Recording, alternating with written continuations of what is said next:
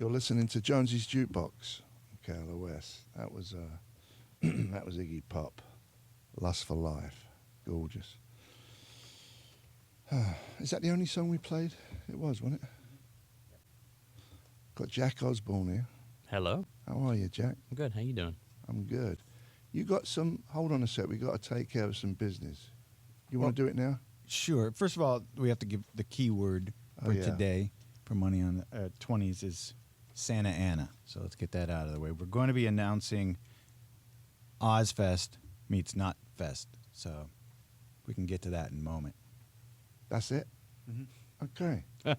Back to you, Jack. Back to me. It's all about me. What are you doing here? Just come to hang out. Yeah? Yeah, just come to, catch up. I haven't seen you in a while. Do you trim your beard? I do trim my beard, yeah. I haven't in a while, but I usually do. Because I just started growing all this. Yeah. And I'm not a good grower. Like, it's a bit white trashy around here. Mm-hmm. It's not full, I wouldn't say totally white trashy. but it's grey as grey. Yeah. It's prestigious, though. Is it? Yeah, a gray beard is like a man of wise integrity. That's very sweet of you. It's like Gandalf. I feel like I'm the Iceman or something. It's like ice. Yeah. But so I'm starting to, like, at the front, what do you call this bit? Mustache? The mustache Yeah. bit. For me, it's getting, like, way too long. Oh, yeah. I definitely maintain the mustache. You have to, because then you're drinking a drink, it's all over, it's a mess. Yeah. Yeah. And you start looking like a walrus. Yeah. So what do? You get special trimmers? I just have a little trimmer, and you just and then there you go. You set your setting of like how long you want to keep it or short, and there you go. So what is that? What you do? Is that the most one that you do? Is the mustache bit? Probably the most consistent. Yeah. I mean, I'll let the beard get a little wild. I mean, my hair's long right now, so my wife's like, you can't have a long beard and long hair. You can have short hair and a long beard, or long hair and a short beard. You can't have both. So I have to keep it kind of tame. That's not a man bun, is it? It's not really, because a man bun is when on the top of the head. Yeah, and everything. That's when everything's shaved, and you just have this weird little like rat tail. A man bun is what the rat tail was in the early '90s. A man bun is in what it is today. That's what I think. You've never had a man bun, have you? No, my hair's just long. Do you think it's silly, a man bun? I think I saw a guy when I was driving here. It was like short hair, like you said, with this thing on top of his head. Yeah. I don't think it looks cool. No, I think. I know I'm older and it's a different generation, but to me it just looks ridiculous. It is kind of funny though hearing Jonesy saying that, considering you were in the Sex Pistols, the amount of people that probably saw you walking around going, I just don't get it. What? Why is his hair pink? Exactly. Yeah, exactly. So yeah. My dad always says that. He's like, "What? I don't get." I'm like, "You're the last person that can ever judge youth." And it's good though. It's good because old people are meant to judge youth. That's the sure. That's the cycle. Absolutely, they got to hold the youth accountable. Yeah, and I can't go around wearing a pair of tight jeans around my bottom of my arse. No, I'd look ridiculous. So that's what youth do. They have their thing because it looks good on them because they're skinny and youthful, 19 years old. Yeah. So it's good. Their own identity. But top knots, no bueno. Yeah, not for me. I just think it looks silly. Yeah. Anyone with a man bun out there, we love you. Carry on. Keep being you. More for me. And you look kind of portly. Yeah, I've been on the road for a couple months. You kind of when you're traveling, everything just kind of falls along the wayside. But you don't look fat. You look like you've worked out but stopped for a month. Yeah, that's exactly what I've done. I literally have not worked out for a month, so again, need to get back into it. But you obviously have done because you look. Oh, why, thank you. Muscular. I was in the parking lot just doing push-ups. I was like, I'm gonna see Jonesy, so I should do some push-ups real quick. So what else is going on, buddy? Just finished season 2 of World Detour. It was the show I've been doing with Dad. So forgive me, I've never seen it because there's so much stuff out there. Totally I fine. just don't know of half the things that happen on TV. It's all good. I barely watch TV myself. Now, what is it about? So originally we were a travel history show. Dad and I, it's kind of like the one healthy kind of common bond we have is we both love history. Yeah. And so a couple of years ago, I just was like, hey, you want to do a history show? And he was like, sure. And so my company, we kind of threw it all together. And last season we were on History Channel and then doing a history show. And then we got moved over to A&E. So it's not so history anymore. It's more experiential. It's kind of like Dirty Jobs meets kind of road trip vibe. Yeah, it's good. So, what do? You drive around in a car, We this season we did it in like a camper van. and you go to different states in the States. We started in Florida. We ended in Alaska. And we just kind of traveled all across the country, going to do a bunch of cool things in different states. Every state we went to kind of had a bit of a theme. It's just the way it all kind of came together. And yeah, it was all like, Texas, it was very like, I called it the municipality episode because we did stuff with like fire departments and police and forensic anthropologists, which we went to that body farm place, which was quite possibly the most traumatic experience of my life. I think I've seen some of that. Yes. It's like in like a field. Yeah. And there's just dead bodies decomposing. What? Yeah. What's all that about? So they just, forensic anthropology is studying how After they die, what happens? What happens? You can tell how they died by what's happening to the body. It was literally we were standing outside in a forest in the blistering heat, surrounded by about 40 bodies in various stages of decomposition. Some were 3 days old, some were 3 months old. I bet it smelled lovely. It was so traumatic, like beyond, but amazing nonetheless. It almost sounds like illegal or something to do that. But it was funny because I was asking the doctor who ran it. I said, "Well, what?" She goes, "We have cameras that have live feeds to the police station. So like, if anyone gets within like a mile, they have like perimeters. If anyone gets within a mile, the police will get hit. I mean, they're just watching it at all times." Wow. Yeah. Now, how do you get to be one of them bodies? You sign up before you die? So here's what I found out. So when people go, "Oh, I'm going to donate my body to science." Yeah. You don't always end up going to be experimented on. Sometimes when you donate your body to science, they just dump you in a field and watch what happens. That is a lot of the times, but most of the time, it's unclaimed bodies, which is kind of sad, which really bummed me out.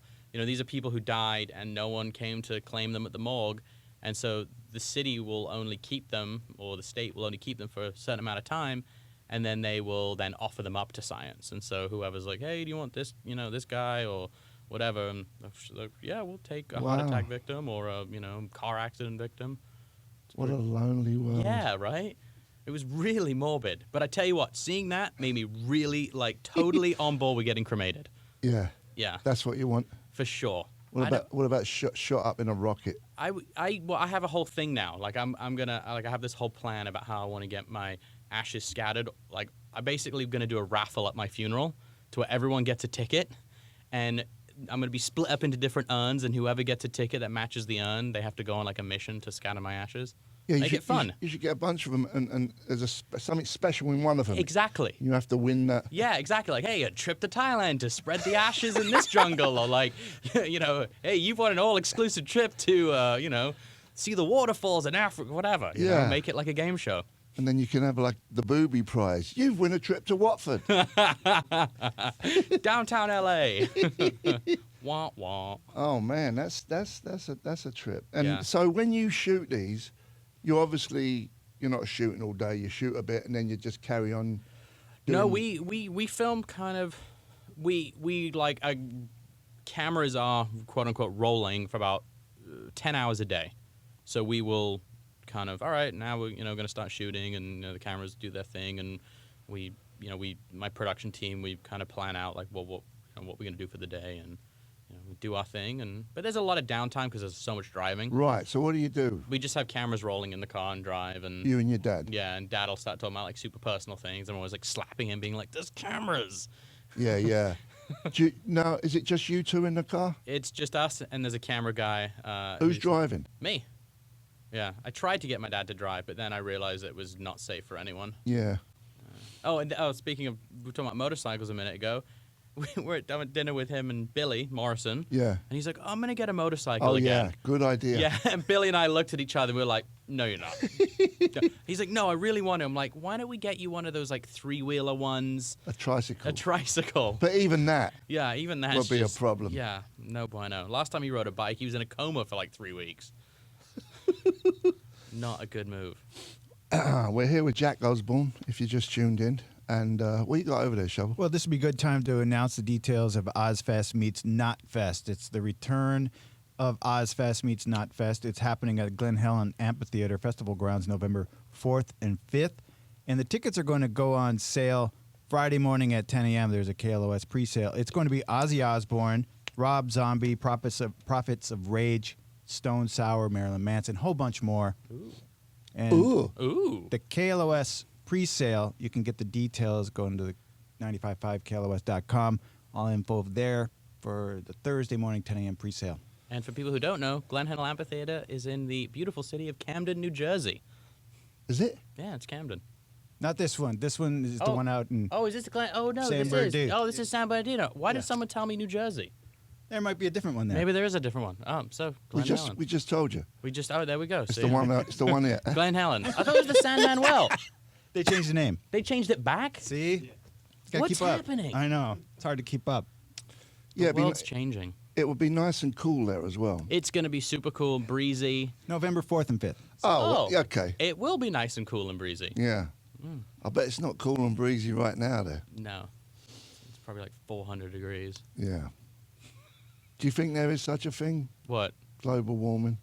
I mean, I'm going to just go ahead and say we are hurting the planet. I don't know how, but I mean, all I know, I surf a lot, right? Spend a lot of time in the ocean, and I see more dead stuff in the ocean now than I see alive. Yeah. So I've seen that for sure, like reefs dying and all sorts of fish big old whales washing up, and I'm like, that just doesn't feel normal. I don't know if I've never seen icebergs melt. I don't know. All I know is what I've seen. Yeah. Well, excuse me. There's a lot more people in the world than there used to be. There are, for sure. And we are, and even if you don't believe in global warming or whatever, we're still dumping trashing, trash everywhere. Yeah. You know, there's nuclear power plants melting down in Japan still. Yeah. There's stuff pumping, like, it just can't be good. No. Have you seen this new documentary, Unacknowledged? No. You got to see it. Everyone's got to see it. If people who are listening should get it. You can rent it on iTunes for like $4, $5. It's fantastic. Yeah. It really is. You know, like someone always comes up to you, got to see this documentary. Yeah. And you're like, yeah, okay, whatever. But this one you got to see. Okay. Unacknowledged. All right, I'll give it a watch. I'm really into my documentaries. Yeah. It's my vibe. Yeah, that's what I like. You a conspiracist? Big time. I'm always wearing a tinfoil hat. Oh, man. It can be a depressing place, though, being a conspiracist. But it can also be really exciting. Yeah. Like when Anonymous announces like 3 weeks ago that NASA's getting ready to announce alien existence. Yeah. You know, I'm like, all right, that'd be cool if they were. It wouldn't surprise me if they were. Because if you look in like the last few years, they keep being like, hey, we found this new planet. Hey, we got this weird signal coming from space. Hey, there's this star with this thing around it. We don't know what it is. Like, they keep talking about stuff that could possibly be. I don't know. No, that's part of this documentary. Oh, really? Unacknowledged. It's great. It's so great. Oh, wait. I have seen it. It's the one, it's the UFO one, right? And the guy he basically shows you all the information. Yes. I have seen it. Yes. It is awesome. And at the end, I actually did not finish it because I rented it and then I had to leave town. But yes, I need to finish it. you need to finish it because at the end it gets into the bit where he's, like false flags and all that. He's saying the ultimate is whoever these people are above presidents and all that. Yeah. That the false flag is going to be a fake space invasion. Ooh. It's great. I think, I could probably get killed just for saying that on the air, probably, because these people disappear. Yeah. But I was wondering why the main guy in that, how comes he ain't been Well, done. it's funny. Like Yet. I because I'm a bit of a Yeah. tinfoil hat wearer. I have a lot of friends who like do UFO stuff and whatever, and there's like a divide in the camp. There's the people who are paranoid that they're going to be killed, Yeah. and then there are people that go, that's just ridiculous. Like Yeah. they are not going to waste their time trying to kill you. Yeah. But a lot of it, a lot will say the more vocal you are, the more out there you are, the less likely Yeah. it's going to happen. But I mean, what's the bad? Who? I mean, are people going to freak out if you know there's aliens, like people from other planets? Not people, but whatever from other planets. I mean, I don't think I would, unless it like landed on your house and you think you're going to be taken off. That I'd get a bit nervous then. yeah. But I think if like, there But was then that- again, weirder stuff has happened on Earth than Yes. aliens arriving. yes, So I don't know. I mean, I think for me, I would feel hope. I'd be like, oh, that's cool because now we can go other place. We don't have to just be stuck on this planet anymore. well, as they talk in that documentary, the main reason it seems like all the money we pump into this whole stuff that is unaccountable. Yeah. But they have the technology, right? Mm-hmm. These aliens, and we have the technology that we've got from them to do away with oil, coal, all the rest of it. Yeah. And of course, no one wants that to happen because it's billions and trillions and gillions of dollars that will Yeah. stop, Yeah. you know. Yay, capitalism. Yes, it's sad. I mean, I don't know. It's that whole thing about the rich people just want to be rich and not. They want to be above other people. They don't want to be equal. Yeah. with What's poor that? What is people. it? That 13? Was it 13 people own 90% Yeah, of yeah. the? I don't know what that stat. Whatever it is. Yeah. We'll never have the it. 13 richest people on the planet. Yeah. Yeah. Rothschilds and Yeah. Grosvenors and all that. The Joneses. Joneses. Yeah. Got to watch out for them. I They're know. coming for you. Got to keep up with them too. Yeah. We're going to play a bit of music. We're here with Jack Osbourne. We're going to play some. Guess what? What's that? Some Aussie. Take it Ooh. away, son.